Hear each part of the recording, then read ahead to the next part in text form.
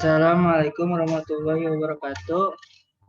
Alhamdulillah Waalaikumsalam ilaji asa warahmatullahi rasulahu wabarakatuh. biduda wadiniha friziro ala jinbili wa kafabila bisaida. Asyhadu an la ilaha illallah asyhadu anna muhammadar rasulullah. Apakah terdengar? Terdengar. Oke, terdengar. Di kesempatan hari ini kelompok 5 yang beranggotakan Hauna Aprilia, Muhammad Iqbal, dan saya sendiri Iskan Aun Rahman akan mempresentasikan potret sejarah sosial Muslim di kawasan Asia Tengah pasca keruntuhan Uni Soviet. Pertama akan dipresentasikan oleh saudari Hauna, dipersilakan.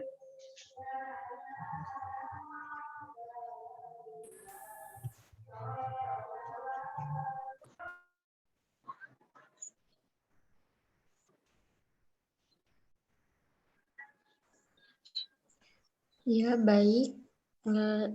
Terima kasih kepada Ishan ya yang telah mempersilahkan saya untuk menjelaskan materi. Sebelumnya, apa suara saya terdengar? Terdengar. Halo? Ya. Baik, di sini saya akan menjelaskan materi mengenai Islam di Asia Tengah. Dalam sejarahnya, Islam di Asia Tengah mengalami fase yang berbeda-beda. Dari fase awal, ketika Islam tiba di Asia Tengah, kemudian Islam pada era kekuasaan Uni Soviet, hingga ketika Asia Tengah menjadi negara-negara merdeka terlepas dari bayang-bayang Soviet. Dalam fase-fase tersebut, relasi Islam dengan negara di mana ia menaunginya tidaklah monolitik, termasuk relasi utama sebagai otoritas yang paling berpengaruh di Islam yang juga mengalami pasang surutnya. Relasi pasang surut tersebut berbanding lurus dengan relasi antara penguasa dengan Islam itu sendiri. Next.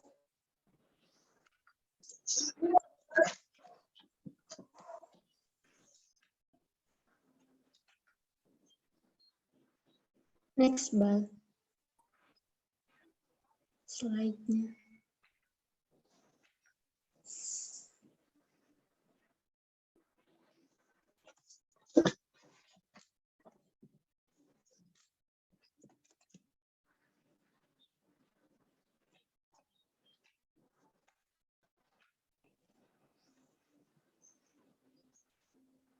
Tercatat dalam sejarah bahwa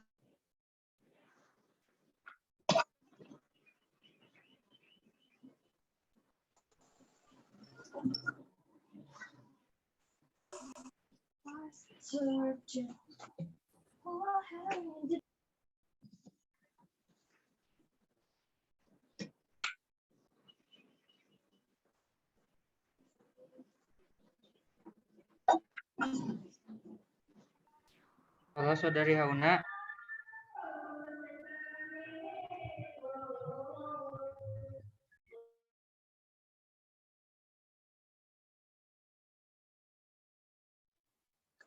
Baik, maaf tadi ada kendala jaringan ya.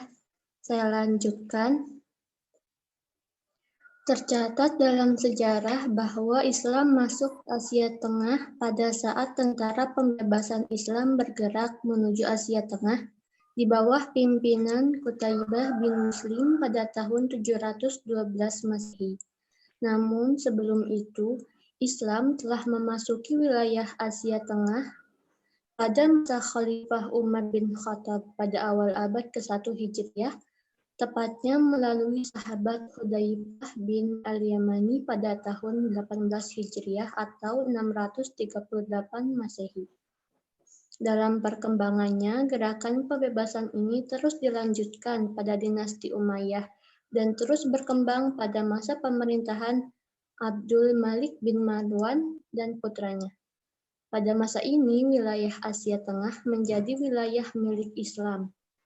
Pada masa ini juga Islam hingga Persia Azerbaijan, Armenia, Georgia, dan wilayah Laut Kaspia yang meliputi seluruh Kaukasus.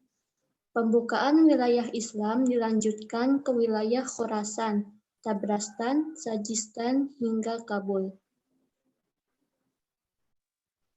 Next.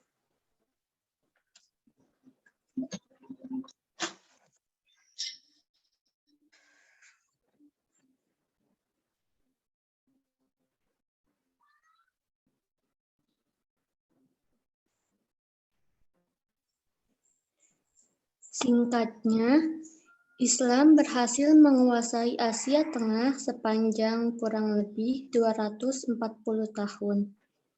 Setelah itu, Asia Tengah di bawah kendali Kekaisaran Rusia dan juga Cina hingga terjadinya Revolusi Oktober atau dikenal juga dengan Revolusi Bolshevik, yang kemudian Kekaisaran Rusia ini diambil alih oleh penguasa Bolshevik.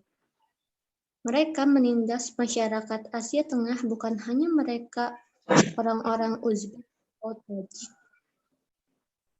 tapi karena mereka adalah Muslim.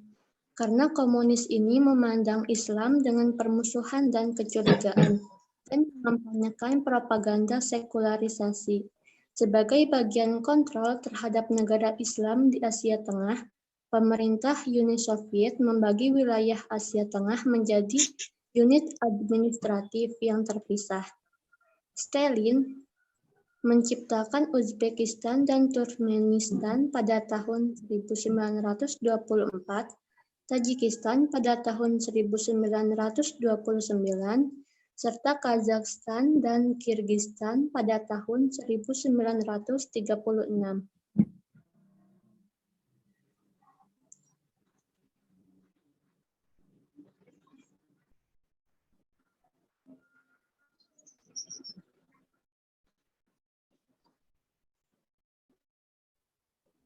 Baik, mungkin sekian dari saya. Saya kembalikan kepada moderator. Terima kasih. Terima kasih Saudari Hauna yang telah menjelaskan materi. Selanjutnya akan dijelaskan oleh saya sendiri. Asia Tengah pasca Uni Soviet. Ketika Uni Soviet runtuh pada tahun 1991, seketika itu pula negara-negara bekas Republik Soviet di Asia Tengah yakni Kazakhstan, Kirgistan, Tajikistan, Turkmenistan, dan Uzbekistan mulai berbondong-bondong untuk melepaskan diri dari Uni Soviet, serta mendeklarasikan diri sebagai negara yang merdeka.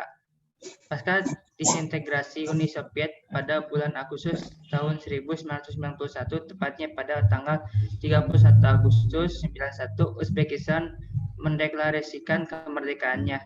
Bersama dengan Uzbekistan, Kirgistan pun mendeklarasikan kemerdekaan pada 31 Agustus tahun 1991. Kemudian disusul oleh Tajikistan yang resmi melepaskan diri dari pemerintahan Uni Soviet pada 9 September tahun 1991, lalu Turkmenistan pada tanggal 27 Oktober tahun 1991, dan Kazakhstan yang resmi memproklamirkan kemerdekaannya pada 16 Desember tahun 1991. Next.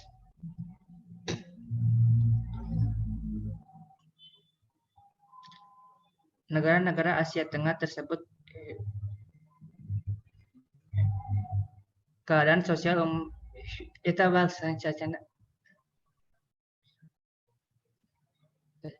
negara-negara Asia Tengah tersebut bersama dengan Azerbaijan pada awal kemerdekaan juga sepakat dengan 6 negara ex-Soviet lainnya untuk bergabung dalam kerangka kerjasama regional negara ex-Soviet, the Commonwealth of Independent States atau disingkat CIS.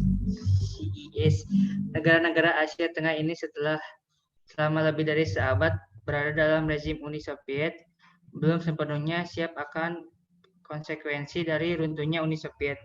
Profil politik dan sosiologis mereka dibentuk oleh kebijakan Uni Soviet, dan situasi ekonominya merupakan fungsi lama dari keranjangan perekonomian dari Uni Soviet. Untuk itu, dengan adanya CIS ini merupakan langkah awal dari negara-negara ex-Soviet ini untuk menata ulang kondisi dalam negerinya. Selanjutnya.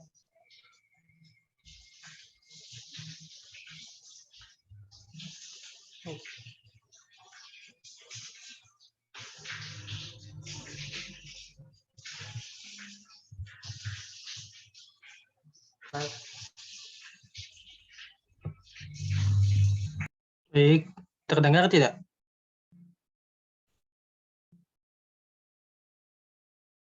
Terdengar. Terdengar. Terdengar. Oke. Baik, saya akan menjelaskan tentang keadaan sosial umat Islam di Asia Tengah pasca runtuhnya Uni Soviet. Ketika Soviet runtuh dan bekas Republik Soviet di Asia Tengah seperti Kazakhstan, Kirgistan, Tajikistan, sampai Uzbekistan muncul sebagai sebuah negara yang merdeka dengan peningkatan minat terhadap Islam. Kebangkitan Islam di Asia Tengah ini memiliki karakteristik yang tersendiri gitu setiap negaranya. Dari pengalaman historis bersama dengan spesifik jumlah populasi di bekas wilayah Soviet tersebut. Seperti diketahui bersama, sewaktu Uni Soviet berkuasa, terjadi pembatasan keagamaan, khususnya pada umat Islam. Namun, setelah runtuhnya Soviet, populasi warga yang beragama Muslim kembali meningkat.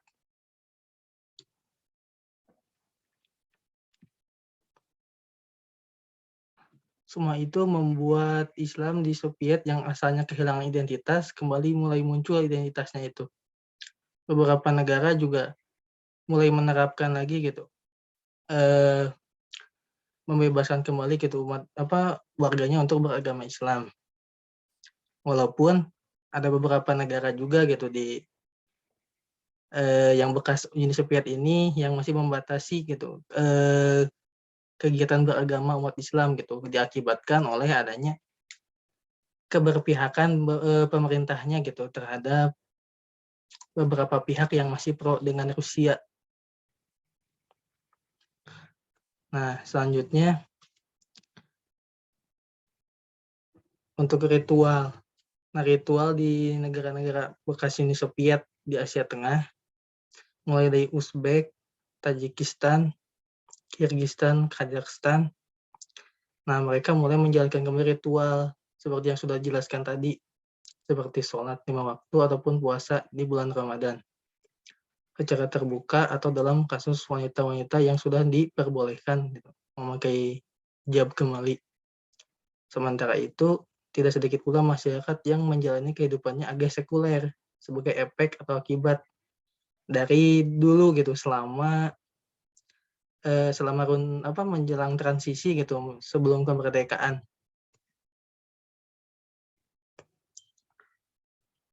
Nah, yang terakhir munculnya lembaga-lembaga gitu penyiaran semacam radio atau televisi gitu yang pada awalnya sempat terputus. Nah, beberapa negara gitu yang ada di Asia Tengah ini mulai mendirikan lagi gitu beberapa radio atau televisi gitu. Tentunya ya untuk masih meningkatkan kembali gitu nilai-nilai keislaman gitu yang sempat pudar pada saat dikuasai oleh Uni Soviet. Mungkin demikian yang dapat saya jelaskan. Saya kembalikan kepada moderator.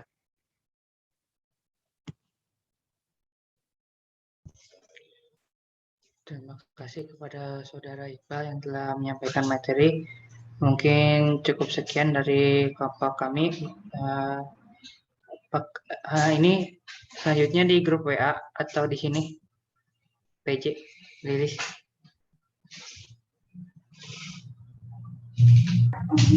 Terserah teman-teman sekalian.